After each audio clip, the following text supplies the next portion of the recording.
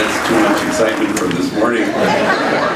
Thank you for putting up with the heat and waiting in line, and it's so great to see. This is our 10th annual, and happy to have you all with us. I just got back from a retreat with 12 homies, and we were gone for 5 days, and the great Jose Arellano and I were having a conversation. He was reminding me of a time we were talking years ago, and he was relaying the conversation. He said, somebody once said, 2 peas are better than 1. And I said, son, nobody has ever said that. And then so we kind of unpacked what the hell that was. And so it's peas in a pod, and 2 heads are better than 1. Morphed into one thing. 2 peas are better than 1. And so I thought, well, that's kind of a good opener, thank you, Jose, because we're all 2 peas in a pod. We're kind of all on the same page. We're all longing for the same thing. We all want to stand in the right place. All of you know where to stand, and you stand there. And you imagine a circle where nobody is standing outside of it. And you stand with folks of multiple marginalities, with the unhoused and gang members and returning citizens and people who suffer great mental anguish. And we're peas in a pod. We all kind of have this shared longing at the point of our transformation in which we are all engaged, and in this exquisite mutuality, is a community of cherished belonging where people feel safe and seen and then cherished. And then once that happens, we inch our way closer to kinship and connection, where there is no us and them, peas in a pod. We're all on the same page. And 2 heads are better than 1. I mean, there is strength in our numbers here, which has suddenly made this room very warm. But that's okay, because it's a reminder of the warmth that's generated by all these people from different countries, different states, different situations. But we have kind of a way of proceeding that we embrace. And it's all leading to this one longing that we communally have for a community of cherished belonging. Years ago, we had a kind of an art therapy class, and it was the last day of Christmas break, and the teacher had brought in all these prefab gingerbread walls and roofs and doors and windows. And so the homies, all they had to do, and it was a packed classroom, is kind of cement all these little pieces together with icing. And then you had gummies that you put on the roof and M&Ms to line the path that led to the front door. And so that was the project on the last day of our Christmas break.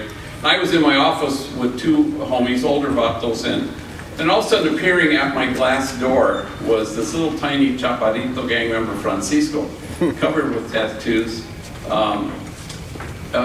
exceedingly shy. I don't think he had said 3 words to me in all his 6 months there. And so I signaled to the homies, open the door.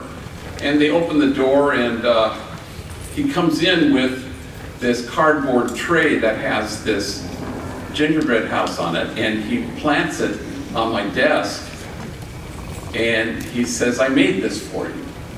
I said, oh my God, Francisco, that's incredible. And the 4 of us stare at this house when, almost as on cue, the walls fall in and the roof collapses. And we just stare at it silently until one of the homies says, damn, Section 8 housing.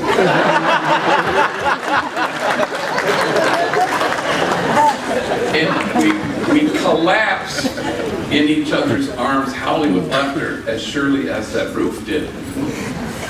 Because the goal of our healing and our transformation and our wellness and our thriving together is to finally reach that point where we're connected and we reside in a cherished community. And that's the hope. And you know where you stand.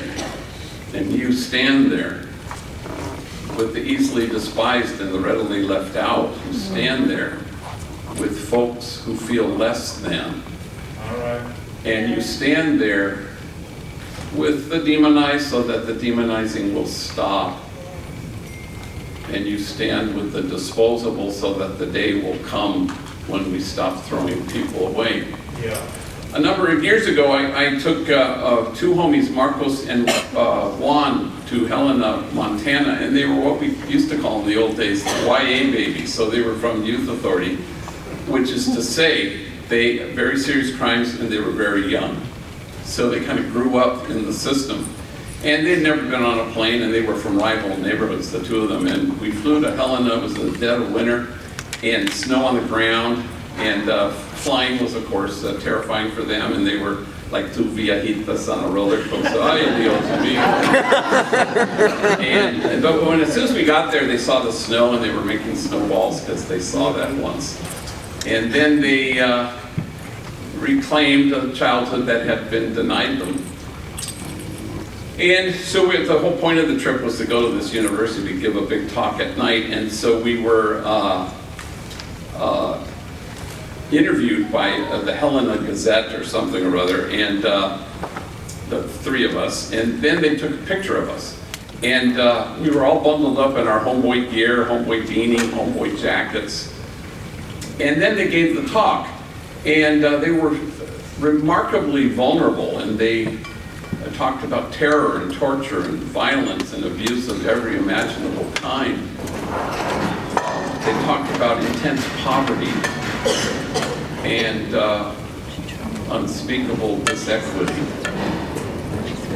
And if their stories had been flames, you'd have to keep your distance, otherwise you'd get scorched. Truth of the matter is, I wouldn't have survived a single day of either of their childhoods. And I stand in awe at what they've had to carry in their short lives. So the next day, we were staying in an old hotel, and we're going to fly out the next day, and I get up really early. So when I open up the door, and in front of my door is the Helena Gazette. And on the front page above the fold in color, 3 columns wide, is the picture of the three of us freezing our butts off in the snow in Helena. And the banner headline says, "Gang members bring hope to Helena." And I look down the hall, and every single hotel room has a newspaper that's been deposited there. And I go, wow, wait till they see this. So I told them to meet me for breakfast at 7. In the hotel restaurant, and the two of them show up right at 7, and they're both carrying newspapers. They had collected every single damn newspaper. And somehow they're going to fit it all in there. Did you see this? I said, yeah, I did. Then suddenly it began. Waitresses, we're proud of you. Total strangers at the airport. Hey, nice going. The TSA guy, wow, I give you credit. The flight attendant, ladies and gentlemen, we have 2 celebrities on board here. Total strangers, finding their way to kinship and connection, and everybody imagining a circle wide enough to include everyone. So we took off, and it was a tiny plane, and they were sitting across the aisle from me, and I was in the one-seater on that aisle. And at one point I looked down and I thought, oh my God, this is just gorgeous. So snow-capped mountains. And I turned to them, and Juan was asleep, drooling on his enemy's shoulder. And Marcos was sobbing, and he had the newspaper on his lap. And I said, Nico, what's wrong? And he says, this article, it gets to me. I said, why? Because it makes me think I am somebody. And of course I told him, that's because you are somebody. And we're all peas in a pod. And all our many heads are better than one, because you imagine a circle wide enough to include everyone. You know where to stand, and you stand there. Thank you for doing that. 2 peas are better than 1. Have a good day.